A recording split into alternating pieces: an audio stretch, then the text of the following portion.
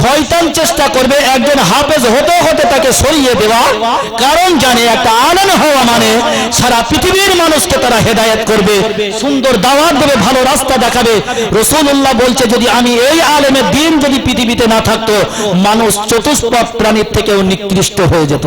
বাস্তব, রাসূলের কথা কোনোদিন মিথ্যা হতে পারে না, রাসূলের কথা কোনোদিন মিথ্যা হতে পারে না। বাস্তব তো। আপনি মশলা জানবেন কার কাছে? যে রিকশা চালায় না, যে 1 বিঘা জমি চাষ করে এলো, না যে ভ্যান চালায়, না যে পেশাব পায়খানা পরিষ্কার করে। হয়তো গ্রামে ইমাম সাহেব আপনারা রেখেছেন, কিন্তু ইমামের সাহেব থাকে আরো বড় একজন জ্ঞানী আলেম আছে আপনাদের গ্রামে, আল্লাহ শকর। কোন একটা মাদ্রাসায় পড়ায়, মাঝে মাঝে বাড়ি আসে, আপনারা তাকে যথেষ্ট ভালোবাসেন, শ্রদ্ধা করেন। হয়তো দেখা যাচ্ছে দারুল উলুম দেওবন্দ থেকে, ফারাক বা কোনো একটা ভালো মাদ্রাসা থেকে চলে এসছে, ইমাম সাহেবও তাকে যথেষ্ট ভালোবাসে, তার সঙ্গে একটা বন্ধুত্ব সম্পর্ক, আন্ডারস্ট্যান্ডিংটা খুব সুন্দর। তা কোন একটা মশলা যখন আপনি জানতে চাইবেন, তা কার কাছে জানবেন? নাই ওই গ্রামের ভালো আলেমটার কাছে, যদি তার অনুপস্থিতিতে অ্যাবসেন্টে ইমাম সাহেব হুজুর এইটা আমি ঠিক বুঝতে পারছি না, যদি এটা একটু বলে দিতেন তাহলে কতটা ভালো হতো।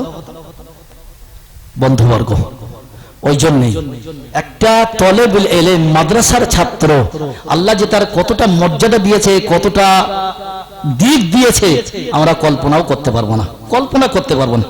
আমার রাসূলুল্লাহ জানিয়ে দিলেন, কোন যোগ্য সন্তান হাফেজ, কোরআনে হাফেজ, কবরস্থানের কাছে গিয়ে কিছু করতে হবে না।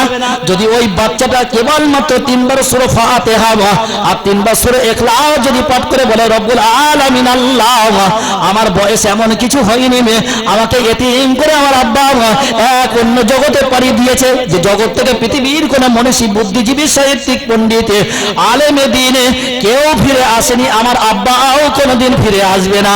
রব্বুল আলামিন আল্লাহ, তুমি আমাকে যতটুকু জানিয়েছো, আমি যতটুকু শিখেছি আমার ওস্তাদদের কাছ থেকে, আমার হুজুরদের কাছ থেকে, আমি আমার পিতার জন্য কেবলমাত্র 3 বার সূরা ফাতিহা, 3 বার সূরা ইখলাস পাঠ করলাম। রব্বুল আলামিন আল্লাহ, এর বদৌলতে আমার আব্বারা যদি কবরে যারা পরিমাণ কোনো আযাব হয়ে থাকে, রব্বুল আলামিন আল্লাহ, আমি সন্তান হিসেবে আমার মুখের দিকে তাকিয়ে আমার বাপের কবরের আযাবটা মাফ করে দাও। আমার আল্লাহর আরশে আজিম ধাক্কা মারে, কে এমন করে বলছেন? কার আওয়াজটা আমার কাছে আসছে? আমার আরশে আজিম পর্যন্ত পৌঁছে গেল।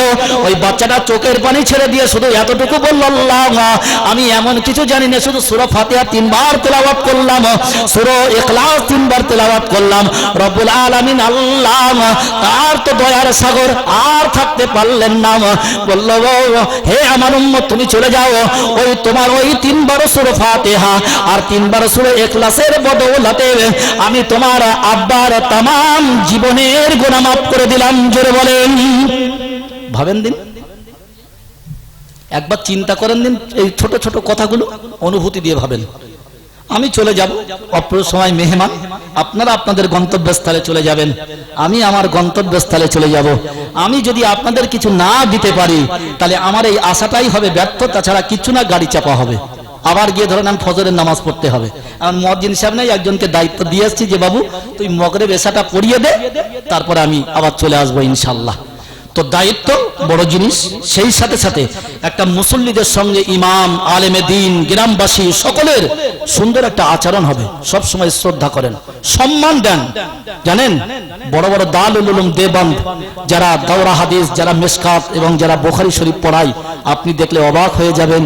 আজকের তারা হাতে পলিথিন বেঁধে ছাত্ররা যে পেশাব পায়খানায় ফেরে, আজকের সেই আসাতেজা কেরামরা যাদের সামনে আমরা ছোট হয়ে বসে থাকি, আল্লাহ তাদের এত ইজ্জত দিয়েছে, এত জ্ঞান দিয়েছে। আল্লাহ টোটাল বুখারী হয়তো এমন কিছু মানুষকে আল্লাহ দিয়েছে, টোটালটাই মুখস্থ, হাতে পলিথিন বেঁধে পেশাব পায়খানা পরিষ্কার করছে।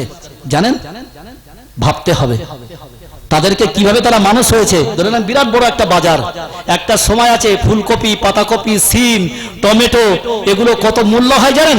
25 পয়সা 30 পয়সা, মানুষ খায় না, আমরা খড়ের সঙ্গে কেটে গরুকে দিই। ওই মাদ্রাসার যিনি ছিলেন, মানে শিক্ষক অর্থাৎ সেক্রেটারি সাহেব, ওই যখন একটা জায়গায় ফেলে দিত, ওই পাতাকপির পাতাগুলো কুড়িয়ে আনতো আর ওই ফুলকপির ডাঁটাগুলো কুড়িয়ে আনতো, কোন রকম করে একটু নুন হলুদ দিয়ে সিদ্ধ করে রান্না করে তাদেরকে খাইয়ে দিত। জানেন মাদ্রাসার খাওয়া কতটা কষ্ট?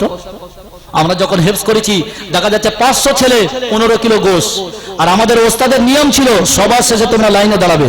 তো প্লেট নিয়ে দাঁড়িয়ে আছি, ভাত দুটো দিয়ে দিয়েছে, একদম মনে হবে পুকুরের পানি, একটু হলদি গোলা আর ওই গোশের হাড়গুলো কুটি কুটি গুলো হয়তো পাতে পড়ে আছে।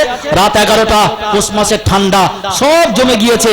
আলহামদুলিল্লাহ, একটা কাঁচা পেঁয়াজ, একটা কাঁচা লঙ্কা, হয়তো কখনো ইঁদুরের পায়খানা, কখনো আর শোলা মরা, কখনো হয়তো ডাস্ট হয়ে গিয়েছে সেই চালগুলো, হয়তো বেলচা দিয়ে বার করে এনে সেই চালগুলো মাদ্রাসার ছেলেদের খেতে দিয়েছে।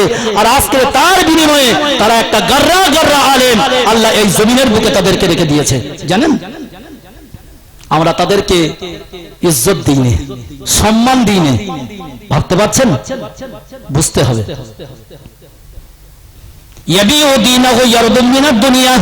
এমন একটা দিন বান্দা তোমাদের কাছে, এমন একটা সময় তোমাদের কাছে আবির্ভাব হবে যে মানুষটা ছিল রাত্রে মুমিন, সকালে কাফের, যে মানুষটা ছিল সকালে কাফের, রাতে মুমিন। আমি ওই সময় আমি ইলমটাকে তুলে নেব।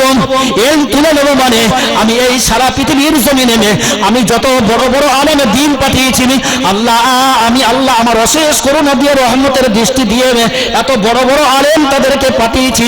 ওই জমানায় ওই সময়টা আমি ওই বড় বড় আলেমকে একটা একটা করে তুলে নেব। তাই আল্লাহর রাসূল বলেন, ইয়াবিউদিনাহু বিআরদিন মিনাদ দুনিয়া আও ইলমু ইয়ানতাফা, ইয়াবিউদিনাহু বিআরদিন মিনাদ দুনিয়া। তারা বরং যারা থাকবে তারা এই দ্বীনটাকে ঈমানের বিনিময়ে বিক্রি করবেন।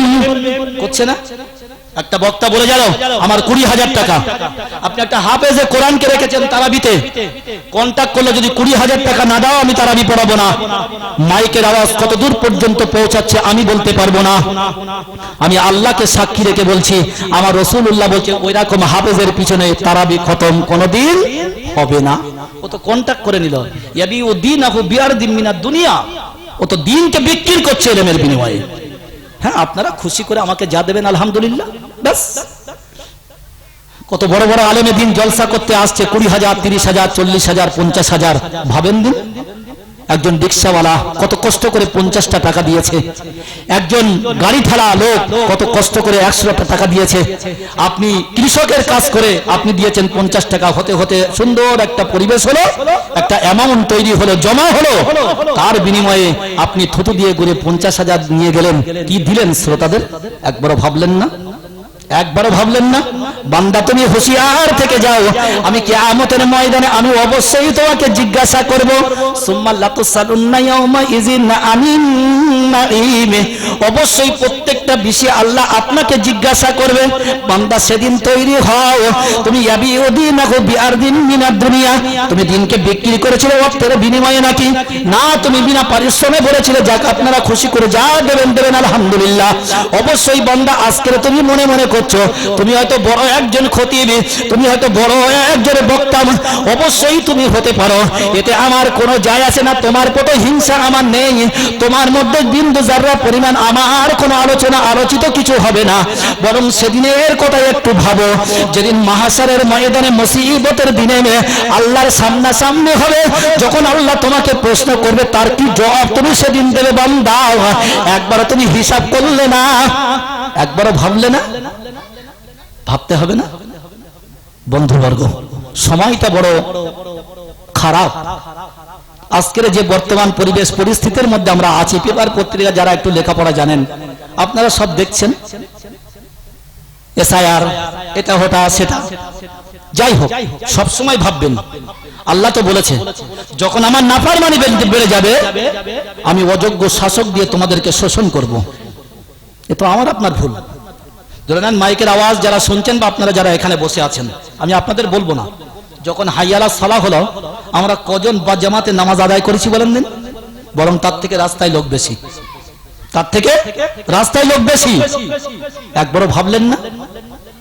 মরজে হালাতে মুবতালা অন্তিম লগ্ন উপস্থিত, আমার রাসূলুল্লাহ বলছে এখন কোন সময় ইয়া রাসূলুল্লাহ ইয়া হাবিবাল্লাহ হুজুর, এখন আপনারা যারা হজ ব্রত পালন করতে গিয়েছেন, কত সুন্দর মসজিদ নববী, কত সুন্দর রওজা মুবারক, আজ থেকে যারা 100 বছর 150 বছর 200 বছর আগে যারা হজ ব্রত পালন করেছেন, ওই রাসূলের রওজাটা ওটাই হচ্ছে হুজরা ছিল।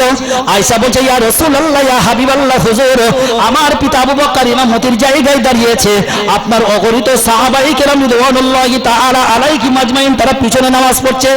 আমার রাসূলুল্লাহ বলেন মাথাটা একটু উঁচু করে ধরো আয়েশা।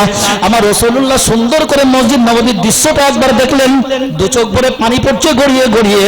আমার আয়েশাকে বলছে, আয়েশা এটা আমার দুঃখের পানি নয়, এটা আমার সুখের পানি নয়, এটা আমার বড় তৃপ্তির। আপনি যদি একটা ভালো মনের মানুষ হন তাহলে ভিডিওতে একটি লাইক এন্ড চ্যানেলটিকে সাবস্ক্রাইব করুন। আর হ্যাঁ বন্ধুরা, আমি এটা বলি যে সাবস্ক্রাইব করতে কোনো টাকা লাগে না, তাই কিপটামো না করে একটা লাইক এবং একটা সাবস্ক্রাইব করে দাও।